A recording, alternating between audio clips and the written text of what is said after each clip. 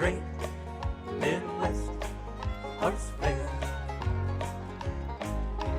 Thank you for listening to the Midwest Horse Fair Outside the Arena podcast, where we share wonderful real-life stories and expert advice from equine clinicians and entertainers from around the country who have been a part of the largest three-day horse fair in the USA.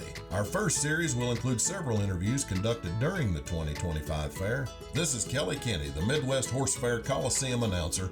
We hope you'll stick with us to learn more about the fascinating lives of these experts outside the arena. We are outside the arena with the Midwest Horse Fair podcast, speaking today with Kollie Bound of No Bounds Wellness and Pam Bound of Showtime Arena. Let's start with Kollie. If you want to just go ahead and kind of introduce yourself, give us some background on who you are, what you do, why you're here. Absolutely. So I am Kollie Bound with No Bounds Wellness, and No Bounds Wellness is a fitness and nutrition program that I created for people who ride horses, live the Western lifestyle, just looking to better themselves. You know, we put so much effort into our horses, keeping them in shape, keeping them well cared for, and trying to do that a little bit better for ourselves. So I personally barrel race, but I have shown pleasure. I've done other events, done a lot of trail riding, roping, so just kind of have that broad spectrum of bringing that connection between the fitness world and the health world into the horse world. Pam, you want to go ahead? Hi, I'm Pam Bound. I'm from Showtime Arena. I am an event producer and a barrel racing clinician. I like to, my journey is to watch you from the beginning to the end and have success in the arena for my riders that I have enjoyed over the years. And glad to be at the Midwest Horse Fair this year. So is this your first time here, Pam? No, this is my fifth time. Fifth time. So the theme of this year's Midwest Horse Fair is coming home, and so I think there I that's, am. Yes. I think it's important to acknowledge that, you know, if it's your first time here, your fifth time here. Kollie, is this your first time here at the fair? So this is my first time from this side. I've Okay. been here as an attendee quite a few years and coming to watch the clinicians and whatnot, but first time on this side of having a booth and being a clinician myself. Okay. So how does that impact your game plan coming into it? You've been attending the fair, you've maybe, seen Pam present. How did you get prepared for this? Well, I am not much of a prepare in advance kind of person, as I've been stressing Pam out the past few weeks. Started getting everything set up about a week ago in terms of my presentations and my booth and whatnot, but I actually never had watched a presentation like an outside of the arena demonstration, like a lecture hall presentation. Yep. So that was new to me, but it definitely, now that I've been in this position, makes me more interested to, have more curiosity and check those out in the future. But just knowing kind of how the exhibition hall is set up and recognizing, because I have a corner booth, so recognizing, how that would benefit me and getting that set up. But, just knowing that there's a lot of people that come and being able to help them as best we can. Yeah, I think it's important to discuss that the Midwest Horse Fair, we're so focused on, yes, there is shopping that is going on all around us right now, but the big thing is the clinics. And a lot of times we think about the clinics in each of the arenas, but you're presenting in the lecture halls, and that's a huge part about what we do here in education. So what are some of the stuff that you're bringing to the Midwest Horse Fair to teach about? Absolutely. So I did one presentation yesterday about fitness, and that one went really well, and I'm also doing it again tomorrow on Sunday, but just teaching about, different exercises, how they truly benefit us in terms of our riding mechanics, how they can benefit us outside of that, lifting a bale of hay, picking up a bag of feed, how we can train our body to be more capable and able for that. And then I also did a nutrition presentation, which went really well. That's something I'm really passionate about, and how we can just simplify nutrition and make sure we're fueling our bodies well, because we all know that people who ride horses go nonstop, never take time to rest, never take time to get some good food to eat. So how we can just simplify that and bring it in. And then the last presentation that I just wrapped up with was on mindset and just building your confidence in riding and things you can do outside of the arena to help make you more confident in the arena. I feel like some of our listeners might be very familiar, and they might be thinking, well, yeah, this is a natural topic that should be discussed, but maybe speak to some of our listeners who are like, what is the connection between what you're speaking about and horses? So in terms of like how they tie together? Yeah, yeah. So what does nutrition and mindset have to do with us and horses and competing?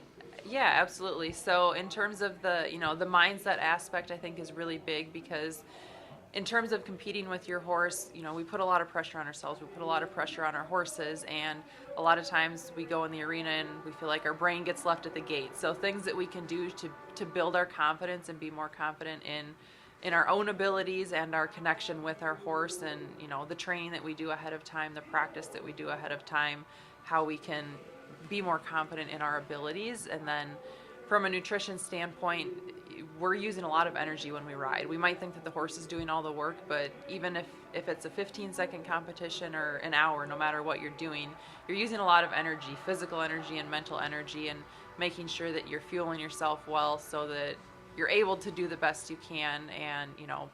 And that's where the fitness ties into it as well, is fitness and nutrition. We want to make sure we're strong in our bodies and having good muscle mass and using our muscles well, but we can't put in the work on the fitness side if we aren't eating to support that as well.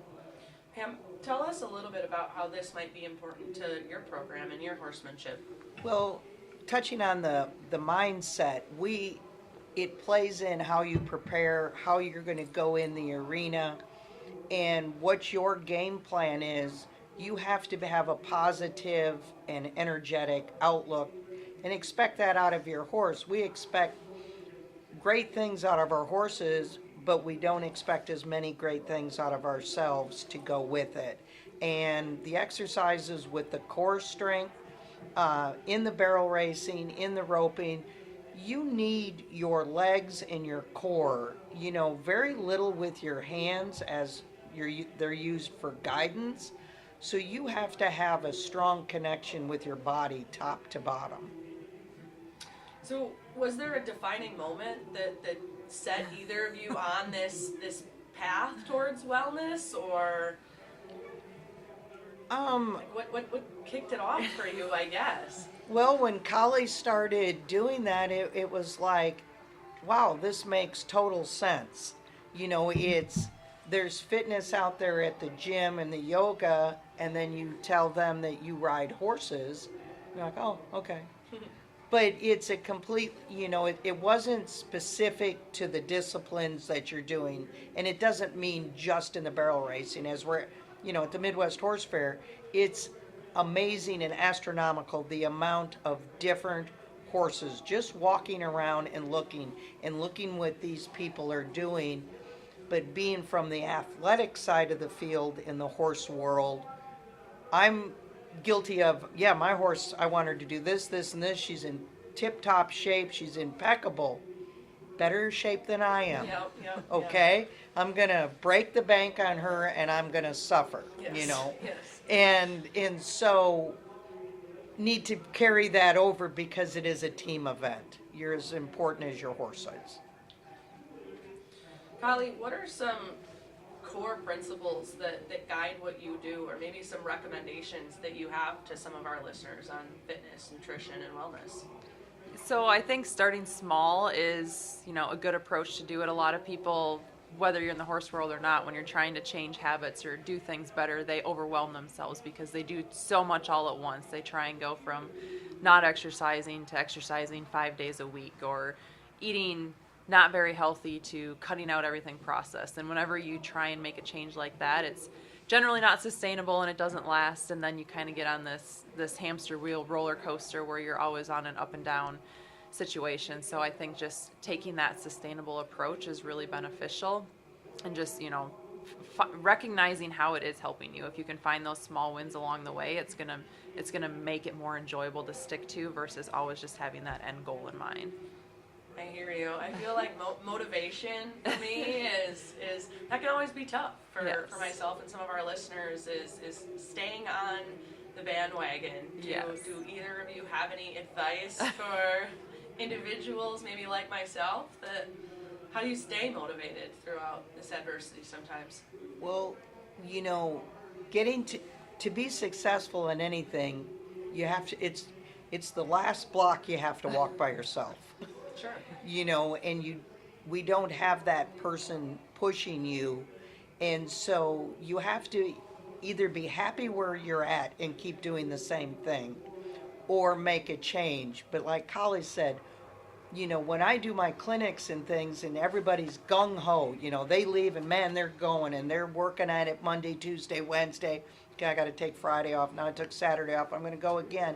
And then it's easy to start teetering away. And, you know, I'll see people that'll do really good in a lesson or a clinic and they're really doing good. And then they come back to me a month later and nothing changed because they fell off. Well, it's not fun anymore. And getting to the top never is a walk in the park, and you have to put in the time, you know, and you have to ride when, you know, early in the morning, and if you don't, you can come up with enough reasons not to do something, but you ride, if you don't have an indoor arena, and obviously we all live in Wisconsin, well, you ride down the road, you make adjustments, because I tell people when they're working their horses and they make these excuses that they don't have the facility, they don't have this. I said very few Olympic skaters have a skating rink in their backyard. They get up in the morning and they have to drive. They have to drive to the ski slope. They have to drive to the tennis courts. You know, you have to go there. So you have to, if you want to get places in a competition, you have to be willing to make those tough choices and sacrifices to get there. And I think it's the same with collies. You know, you have to make a little bit of that time for yourself. You know, we can all sit on our computers or iPhones and, oh my God, where'd that half hour go? Well, I could have had this done then. Yeah, I feel like that might be a good time to talk about everybody's favorite elephant in the room, which is social media. So, there's such a world out there where we can consume horse-related content online, whether it be through videos or public discussion forums. I guess talk a little bit about, you know, what role do you think social media and online content plays in shaping the future of our industry? I think that it can be really beneficial, but there's also a fine line depending on what you're consuming, and that's the hard part with social media, is that, you know, you hang out at some video too long and the algorithm picks up on that, and then it starts feeding you the videos that aren't really going to... weird things. Yeah, so it's making sure like the, you know, the information that is going to be beneficial for you is the stuff that you stick around a little bit, so that that's kind of what the algorithm feeds you. But I think there is a really good opportunity out there for things online, social media, being able to reach more people and share more information. I mean, I can learn the most random things on TikTok, ChatGPT, when I have questions that I used to go to Google for, or I used to make a phone call for, and now I can just look it up quick and get that information. And I feel like it's, you know, there's that same opportunity there in the horse world if you're, you know, looking for that training information. And there are, in terms of, you know, riding, there are online platforms out there as well, and that's kind of where I had the inspiration with my business, is because we are becoming such a social media online world, is that I can help more people and reach more people by doing it online versus in person. Yeah, do you want to talk a little bit more about that, and like how can people find you and learn more about you, and what does your No Bounds Wellness have to offer? Yeah, so my website is www.noboundswellnessco.com, and I'm also on Facebook and Instagram and TikTok, all at No Bounds Wellness. But basically what we offer is a fitness and nutrition program that is designed for people that are living this Western crazy busy lifestyle, and I offer workouts. So I pre-record the workouts. They're all 24 minutes long. You can do them right alongside me, or if you are more of a gym person and you want to do it on your own and count your reps and do it at your own pace, I also have an app that, you know, has demo videos for each exercise with the written workouts, and these workouts again are specifically geared towards this kind of lifestyle. And it's just a really cool online community, because when you're doing a fitness program at a gym and you're doing it for yourself to be a better rider, but no one else gets what you're doing. But when you're in this group, and it is like an online membership style, so there's a bunch of people in the group, you can see that motivation, and you can see other people encouraging other people, and you know that that person got up at 4 a.m. to get their workout done, and it was really hard, and it might be that motivation that someone else needs to get it done as well. If I were to then join this group, is there Yeah. any sort of equipment I would need at home for this, or? Yeah, so that's a really good question. It is all minimal equipment. So everything that I do is with dumbbells, like just a couple sets of dumbbells. And then I also talk everyone through like, hey, if you don't have dumbbells, you can get a set of bands on Amazon for $20, and you can do basically 95% of these moves with bands. If you don't have bands, you can go pick up a water bottle. You can go pick up a salt block, probably like the smaller salt blocks, but there's always options. And one of our members was lunging her horse one day and picked up some rocks in her round pen and was doing her workout with that. Like there's, you can always create a high barrier to entry, and it just makes it that much harder. But when you just lower that barrier to entry and, take what you've got in the moment to do a workout or that opportunity, it makes it a lot easier just to get started. Yeah, I like that term, high barrier to entry, and a lot of times it's all in our mind. Oh, that definitely. Barrier, most of the time. So I follow both of you ladies on social media. I feel like Kollie's videos tend to show up on my TikTok when I need the kick in the pants. I'm like, oh, time to get back on the wagon. But who are some individuals that you guys follow or draw inspiration from? Maybe they aren't on social media, so I guess who are your mentors in this industry that help guide you along the way? I probably have 3, maybe 4. I like to be very diversified, and I appreciate what all the top riders have is the same work ethic, and they have horsemanship skills. And I saw a quote on social media the other day, which I always get quotes, and it said, the definition of a good horseman is the illusion of doing nothing. Yeah. And so my go-to people are Dan James.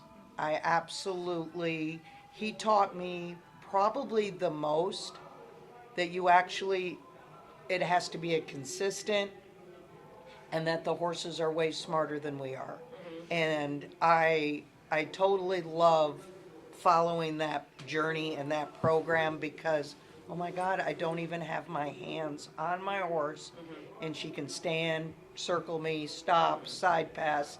It's like magic to me. And then obviously, Sherry Servey, greatest horseman out there. Dina Kirkpatrick, outstanding clinician. And what I'm very fortunate is they also are best friends. And so to sit and listen to them, I look like I'm in a ping pong tournament with my head going back and forth, because it's like, oh my God, yeah. And then they're both so great and have a little bit different style, but they come together, and Dina rides Sherry's horses, and then they talk about opinions and back and forth, and I'm fortunate enough just to be a mouse in the room. That's who's shaped me as a rider, those guys. That's important. Kollie, yourself?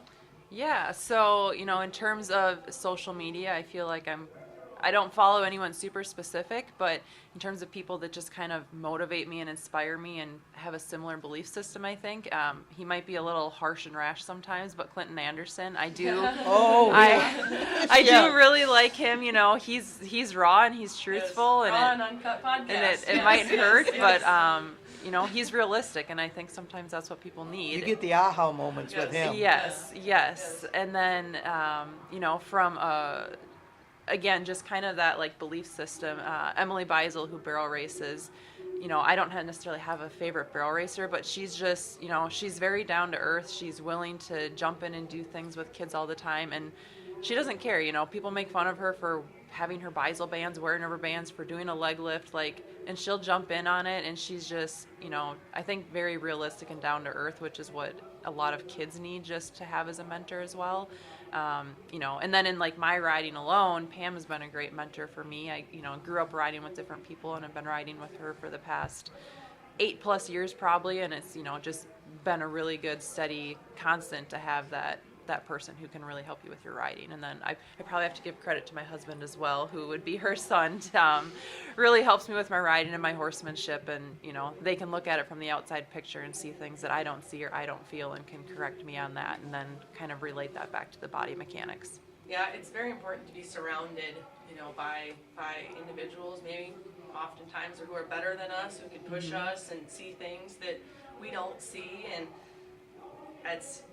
And actually they believe in you. Yes, Yeah. that is. They believe in you. Yes. I have one more, and it's Joe Beaver. Yeah. And we were fortunate. I've had him to the arena 7 times for clinics, and to watch, when you're doing a clinic, you can kind of pick who's going to go on and who's going to be the star, and who's going to be there, and the motivation that he has. And a quick story, there was a guy in one of the roping clinics, and he was an adult, and he wasn't a very good rider, and he was a little bit overweight, so he's a little top heavy, and then he's in with all these kids, and all these kids are hot shots, and they all rope good and everything, and he was team roping, and he struggled, and I'm sure he was very self-conscious with, I'm so much older than these kids, and these kids are just, nailing the start and picking up feet and this and that. And this guy went down the arena,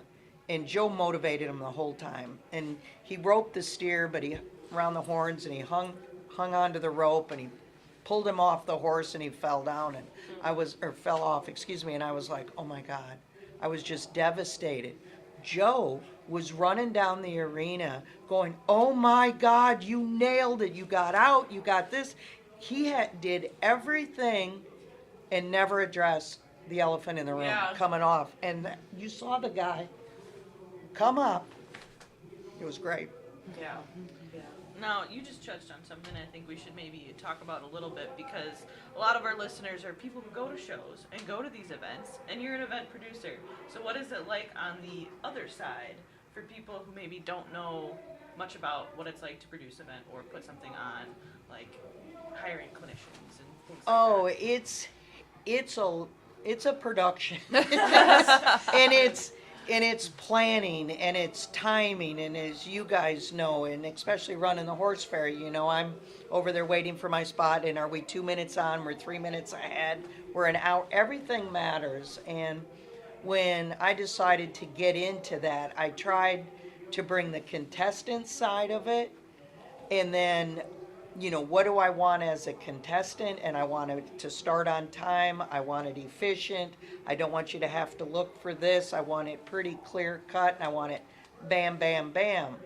But then we also know on the contestant side of it, for some reason, you're the only one that matters. And it should be about me. And we aren't going to worry about the other 300 horses that are here, but I need this, this, and this. So the nice thing is I know where they're coming from, and I try to put on a fair, timely, well-organized event in going there and getting the majority of the clinicians I have always hired are somebody I want to see, I want to do, and To learn from. to learn. Yeah, and like when my son was growing up, his dad is a world champion calf roper. He was at a disadvantage having us as parents. Sure. Yes. Yes. And this is what parents don't understand. When to him, we're just a mom and a dad. We have no credibility in the arena. Sure. So we don't know anything. And it wasn't really being disrespectful, because we didn't have the status in your child's eyes, and Collie's going to find this out. Yes. He's going to think his grandma's great. Colton and Collie aren't going to have any credibility to him. So, we would tell Colton things, and he'd just like, look at us like we're dumb. And I'm like, okay, but this is what we do. Yeah. So I'm like, who am I going to get that I know that's going to get through him? And I've known Joe since he was 18, and I called him up and I said, you got to come and do clinics here.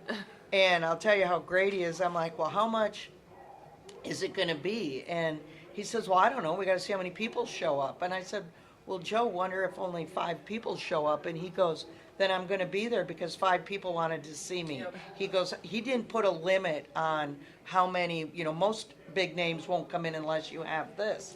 And Joe's like, I don't care how many come, but he goes, if 5 show up, I'll be there, but I guarantee you it'll be full next year. Yeah. And it was true. And to sit there then and go, here, you teach my son. And Colton, he'd come up to the house, oh, Joe said I need to be doing this. Yeah, he does. And you have to kind of swallow it. And I tell parents, don't get upset that your children don't listen to you because you're just their parents. So that's a way that, you can't argue with your children. Get them to somebody that you respect, that you would want to learn from, and let them do their job with your children and kind of have to sit back and go, I knew that.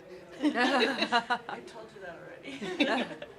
I think it's interesting that, both of you are in the business of giving advice. And what to you makes a good student? Like whether we're coming to one of your, workshops or lessons or clinics, or if you had to paint that perfect clinic participant, what would they bring to the table? What would they do? What would they say? For anybody that wants to be better and get the most out of learning experiences. I think the most important thing is they have to be open to advice, because even I've seen people, I've gone to clinics where they sign up, they pay to go, but they're still not receptive of the information, and at that point you're just wasting your time and your money and your energy. So be willing to take criticism and take advice and absorb that information is definitely the most important thing in my book. I like to I'll approach it 2 ways, but one, like when I see them in a clinic situation, a lot of times it's somebody that's kind of off by themselves, and that you're looking at them and that they're really trying, but if they don't understand, they ask. They don't just sit there and nod their head, and that they really apply, or they come up to you and ask you questions that are, I deal with a lot of youth, and there's, a core of them that are amazing. And one of the youths that I've had the longest is Alexis Baraka, which is now Shennebeck.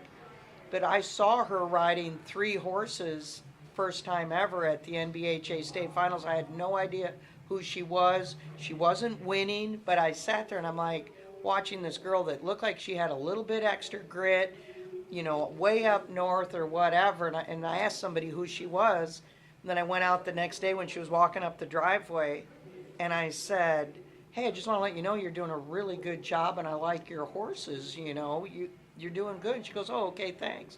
Well, then the next day she came with her dad and introduced her dad, and then 2 days later she called, and her dad called and said, hey, can Alexis come by you for 2 weeks?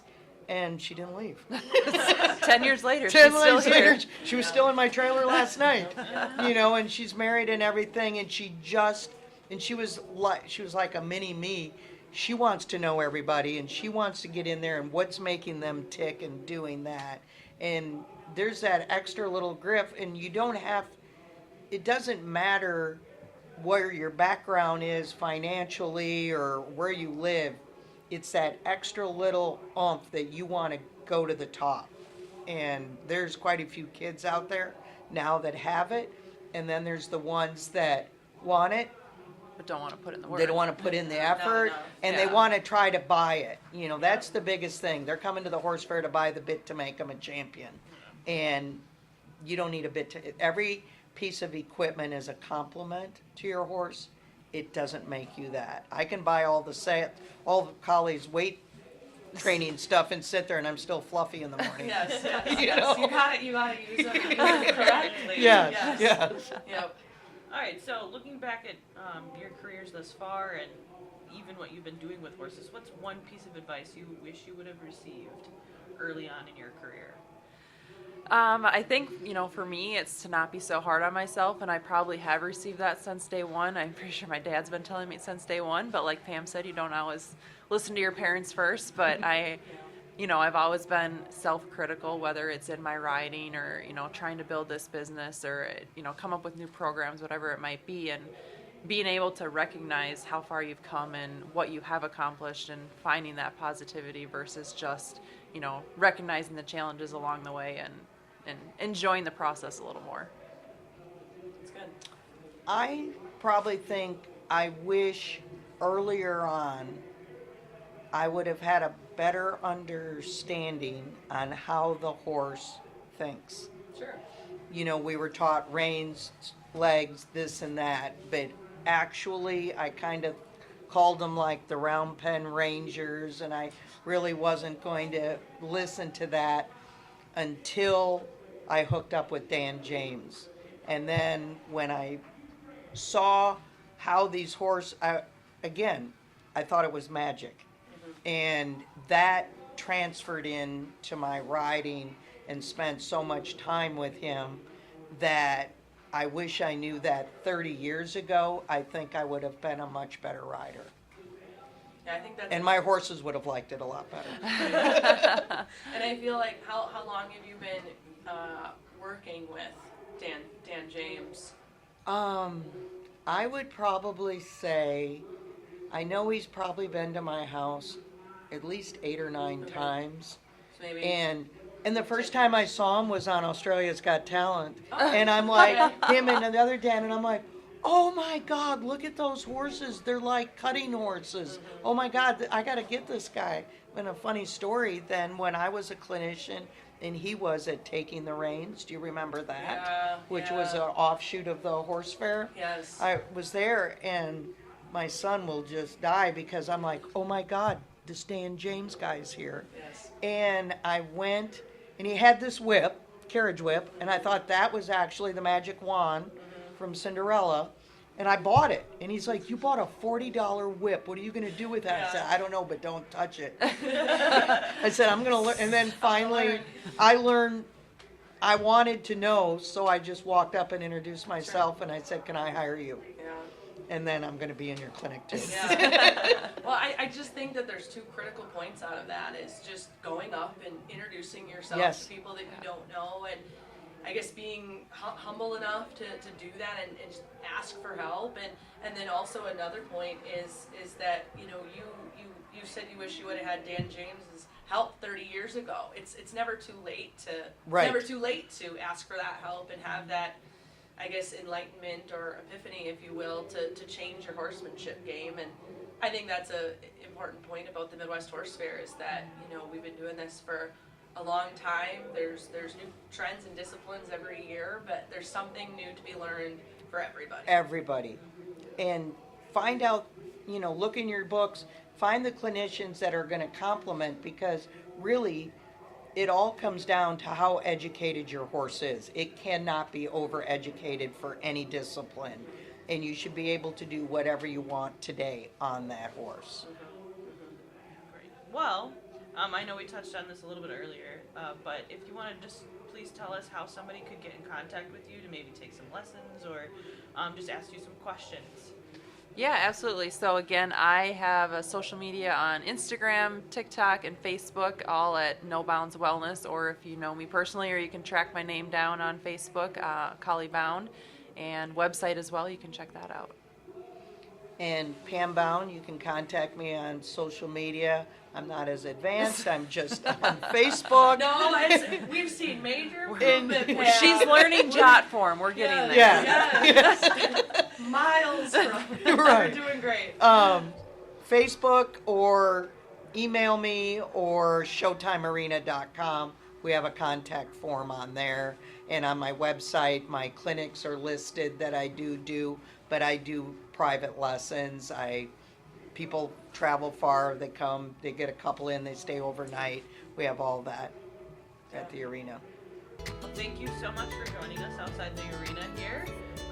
We hope that you enjoy your time here at the Midwest Horse Fair and continue to come back. Well, thank you for having us. Yes, thank you. Thanks again for listening to the Midwest Horse Fair Outside the Arena podcast, where we share stories from expert horse clinicians and entertainers. We hope that you enjoyed this episode and continue to tune in every month and learn about the lives and hear valuable advice from the folks we are proud to have join us at the fair. Learn more about the Midwest Horse Fair at midwesthorsefair.com. It's a horse fair and you gotta be there. It's the great Midwest Horse Fair.